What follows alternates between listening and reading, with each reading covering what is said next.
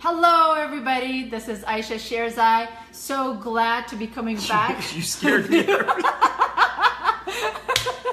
I said it very loudly, but I'm really excited to be here with you guys. Too excited, yes. Because we are going to talk about how to eat healthy at parties. Correct. If you are on and if you can hear us, can you give us a thumbs up? We just want to make sure you guys can hear us. Yes. Okay. Whoever is available. Anyway. Yeah, the So first today- step is don't have too many glasses of coffee before the party, or you're going to scare people. But nonetheless, this is important. Eating out, we've talked about all the little elements, and that's where healthcare starts. How to empower the families, the communities, to transform their environment and have control over their environment. We have repeatedly failed people by telling them, go eat healthy and that's it. And all we have focused on is pills. We read a quote and I've adapted it a little bit, which is, the job of a doctor is to take people slowly off of pills, not to simply put them on. Yeah, I love that. But the replacement is also, how do we deal with the environment? And it's a very dangerous minefield of an environment when it comes to food and activity and everything else. Absolutely. And parties, that's the most dangerous place. We're going to a party tonight, so be aware. You know who you are. Don't sabotage us. We're coming. Yes. We need some healthy food. But no, jokes apart, I think, going to parties, family gatherings, holidays, whenever you're at somebody else's house, that's a prime time of you completely getting off track and losing that mindset, that energy that you have towards eating healthy. It's easy because you get distracted. You're with loved ones, you're with family, you want to eat, you want to talk about, grandma's recipes, you want to talk about family traditions and customs. I've never talked about grandma's recipes, to be honest. I have grandma's I know, grandma's but I'm recipes. just... My grandma was an amazing cook. Correct. Yeah. Mine wasn't terrible cooking. But nonetheless, it's the experience. It's the social. You always say this so beautifully that these gatherings, even family, it's not just about food. It's a cultural, emotional, deep-seated experience. Yeah. This goes to your core. Now, to engineer that or reverse engineer that, it's tough. You have to plan it. You have to organize for it. You have to create systems in place. Look at it, systems, engineering about food. Yeah, but it's all about engineering and planning. Engineering your environment, engineering your destiny going forward. And part of that is, what do you do to make sure that you don't fail in a party? And why do we take these little tidbits? Eating out in a party, somebody say, oh, once in a while it's okay. Moderation is okay. Oh yeah, yesterday we had a huge debate about moderation. By the way, we'll have several talks on moderation, which is our least favorite word. What does that mean? Moderation for me might have meant, having 15 beef jerkies in a day 10, 20 years ago instead of, 30. So there has to be a goal. And failure is okay, and cheating once in a while is okay. But even if that's planned, it's better, because if it's not planned, it's not just a matter of failure. You actually psychologically sabotage yourself. Psychologically, then you feel like a plan that you had put in place, it actually lost its anchor. Without you not having any control over it. Yeah. Even if the loss of control has a little bit of control on it, meaning that you planned it, that's fine. But going to a party with the intentions of maintaining your healthy lifestyle, and then once in a party, you just go ape, just crazy. It's like... Then that just sabotages you, not just for that dinner. It's the next week and a month potentially. Yeah. So it's important. Absolutely. And those small successes that we always talk about, making small little successes towards a better habit, towards better health, is very important. And those successes become failures during parties or during an environment where you can't really control the elements. So again, coming back to it, I think the most important thing is planning. So how do you plan? How do we plan? So we plan as we know where we're going. We know what's going to be there. We know all the dangers. It's like a landmine. For me, it's traversing the landmine. Yeah, I have to wear the body shield, the hats, it's like I'm going to war. Because I know that's where I know what specific foods are going to trigger me, and the dessert. Oh my goodness, the dessert. I mean, that's terrible. And then the conversation, and then the guilt. well, if you don't eat, you don't like our food? No, I like your food. I like myself a little more, but I like your food. Yeah. So all those components are just overwhelming. That's right. And then you leave a little satisfied. No, it tasted good, but then you feel so defeated. You're in the car, you feel so defeated. You feel defeated, and you work the entire week or the week after, or even sometimes months to kind of, fix all the damage that you've done. The damage control takes a long time.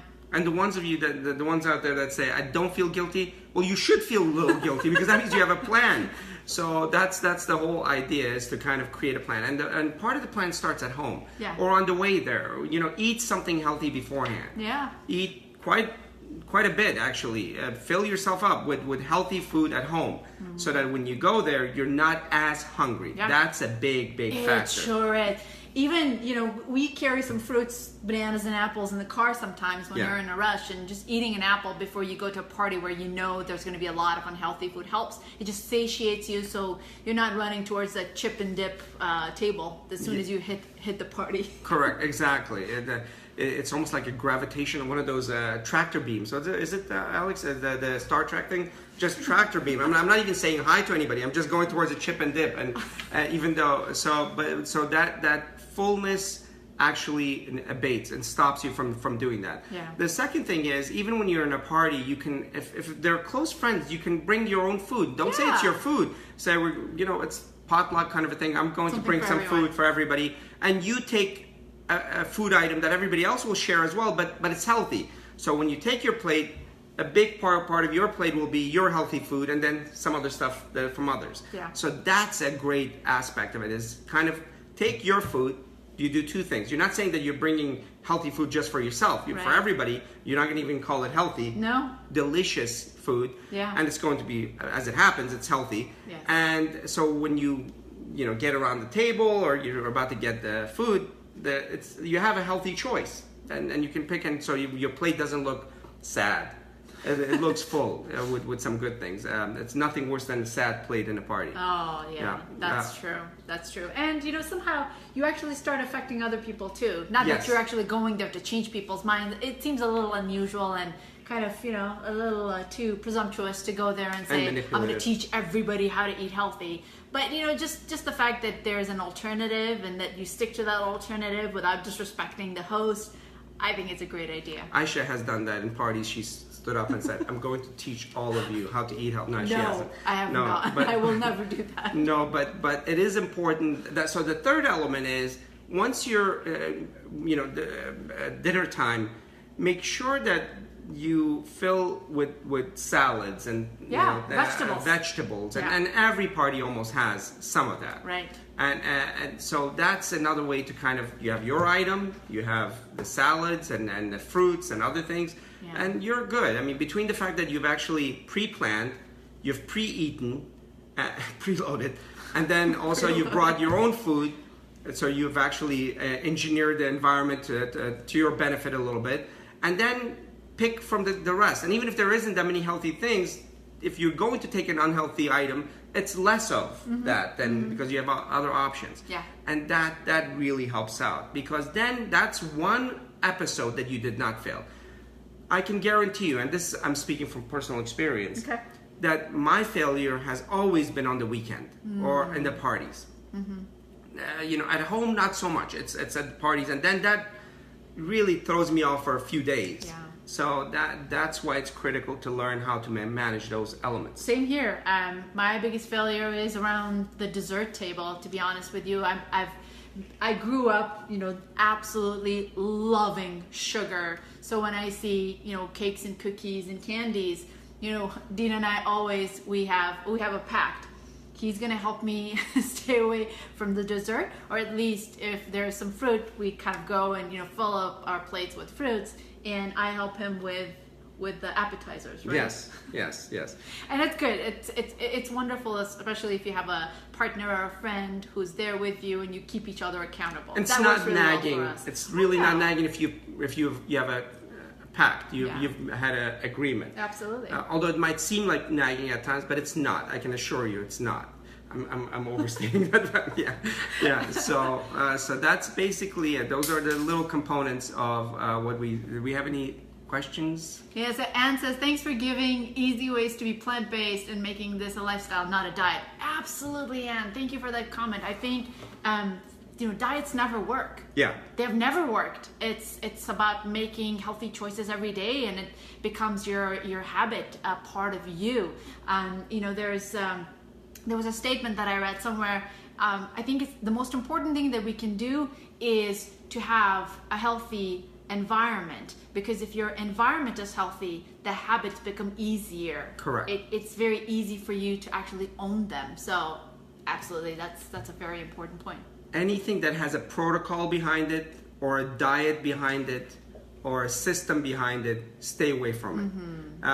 If it's not a lifestyle that's complex, that has to do with whole food, then it's another contrived little gimmick of the month. Absolutely. And it's a nice looking guy and very form-fitting jacket without any background. I'm speaking to somebody I know. The people over there, they know. What's he talking about? Who has no backing as far as medicine or science or anything, but they just are selling the next interesting item. The coolest. It's the age of Instagram and social media. It so is. if you're just following the science, I think, is the most important thing, and the science says it over and over again. Plant-based diet, and the most important thing is making small changes to create a healthy habit. Correct. We are not selling anything. We are just teaching small steps to be successful in lifestyle and intervention and implementation. Not just for the avoidance of Alzheimer's. This book has nothing to do with just Alzheimer's. It has to do with brain healthy living for your kids, even more so. You cannot have brain healthy kids unless they have brain healthy environment. And the biggest, most important environment, food. Absolutely. It's impossible. Yeah. So it's for the entire family that we're talking to. Fantastic. Wonderful. Great. Let's go up to the party. Let's go to the party. So we're going to go to the party, but we wanted to actually tell you about an exciting announcement. And the reason I should have done this at the beginning. Right. Incredibly exciting. Very excited. That's why I'm excited today. I'm excited because we want to tell you that. And the coffee. The 2 or 3 cups of coffee as well. We have actually started a very exciting 25-day free challenge towards better brain and body. So if you sign up to our 25-day challenge, you will get daily doses of tips, tricks, videos, anything in small doses to implement into your life for a better brain and a better body. You hear a lot of people doing, pre-summer, pre-spring cleansing, things of that nature. What better way to actually boost your brain health? And this is all science-based. This is all based on the work that we've done, the papers that we've read, but we present it in palatable morsels in your inbox. And the whole point is to create habits. This is actually teaching people how to implement the science, which is actually unique because a lot of people do. And also how to create habits around that. Because if we can't create habits, it's useless. It's just us throwing information. Small little morsels of information in a palatable way where you can implement in your own life. And we believe that in 25 days, you will actually create several habits that will be the foundation of a brain healthy living for you and your family. Absolutely. It's all about habit change. That was very absolutely amazing. Yeah, fantastic. Okay. All right. So we'll put the link for the 25-day challenge in the comment of this video. So go ahead and check it out. Also, check out our YouTube channel, Team Sherzai. Go to our website, teamsherzai.com. Check out our social media pages on Twitter, Facebook, and Instagram at Team Sherzai. And don't forget to check our fabulous book. We're really proud of this, The Alzheimer's Solution. You can actually find it, bad lighting, but you can find it in any bookstore. You can actually get it from our website, teamsherzai.com. Give us a virtual high five by supporting us and subscribing to our channel. And that's basically it for today. And also, I'm wearing different coats every time from now on, so rate my coat, my jackets. Rate Dean's jackets and tell us. Yeah. Yeah, you look really good today. Well, we'll see by your rating. I gotta work harder. You're biased. Yes. Okay. Okay, great. Thank you. Have a lovely weekend. We'll see you in 2 weeks. Bye.